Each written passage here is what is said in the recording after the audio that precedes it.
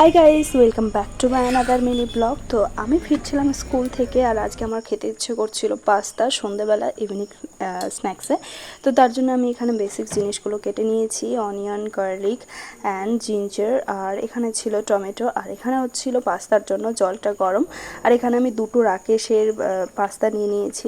পাস্তার প্যাকেটটার উপরে লেখা ছিল রাকেশ, তো সেই জন্য আমি বললাম নামটা। যাই হোক, তো এখানে আমি তেলটা গরম করে এর মধ্যে সমস্ত কিছু দিয়ে দিলাম। আর আর বেশি ভেজিটেবলস হলে ভালো লাগে, বাট আজকে সেরকম ভেজিটেবলস ছিল না। আর এটা সাডেন একটা প্ল্যান ছিল যে আজকে একটু পাস্তা খাবো কম কম ভেজিটেবলস দিই, যার জন্য। আর সেটা হবে এগ দিয়ে পাস্তা।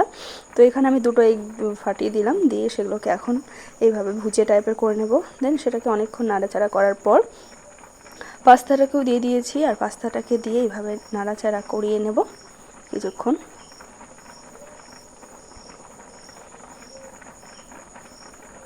দেন এখানে আমার পাস্তা হয়ে গেছে রেডি। আমি দিয়ে দিয়েছি বাবাকে, আর এখানে দিয়ে দিয়েছি মাকে।